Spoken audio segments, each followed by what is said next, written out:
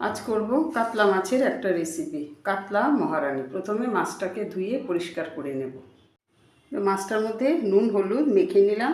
এখন আমি মাছটাকে 10 মিনিটের জন্য রেস্টে রাখব। সেই সাথে আমার মশলার উপকরণ লাগছে। একটা শুকনো মশলা আমি তৈরি করে নেব, ভাজা মশলা। যেমন নিয়েছি এখানে হাফ চামচ গোটা জিরে, হাফ চামচ গোটা ধনে, কিছুটা মরিচ আর কিছুটা মৌরি। এগুলো আমি সব শুকনো খোলায় ভেজে গুঁড়ো করে নেব। সেই সাথে আমার মশলা লাগছে এখানে কাজু আর আলমন্ড। এটার একটা পেস্ট করব। এই পেস্টটা করব আমি দুধ দিয়ে। আর সেই সাথে লাগছে এখানে ছোট একটা পেঁয়াজ আমি কুচিয়ে নিয়েছি। আর লাগছে কাঁচা লঙ্কা, আর লাগছে আদা আর রসুন। এই পেস্টটা আমি আলাদা করে নেব। এখন আমি আগে মশলাগুলো রেডি করব। মাছগুলো আমি এখন ভেজে নেব, একটু ব্রাউন করে ভেজে নেব। মাছটাকে ভেজে তুলে নিয়েছি।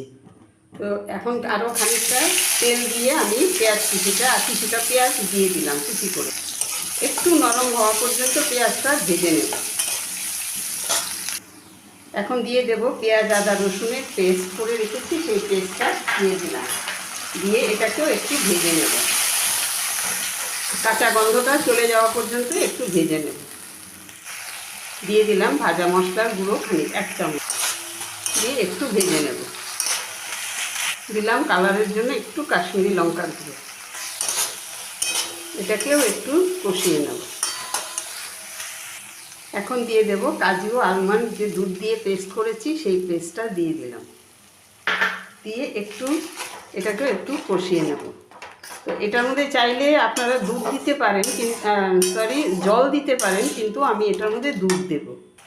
দিয়ে দিলাম এখানে হাফ কাপের মতন দুধ। দিয়ে এটাকেও একটু ফুটতে দেব। এখন দেব নুনটা, 1.5 চামচের মতন নুন দিলাম। আমার নুনের চামচটা খুব ছোট, সেই জন্য 1.5 চামচ নুন আমি দিলাম। দিয়ে আমি এটাকে কিছুক্ষণ ফুটতে দেব। তো খানিকক্ষণ ফুটিয়ে নিয়েছি। এখন দিয়ে দেব মাছটা। দেব 2টো চেরা কাঁচা লঙ্কা। এখন দিয়ে দেব ভাজা মশলার গুঁড়োটা ওপর থেকে ছড়িয়ে দিয়ে মিশিয়ে দেব।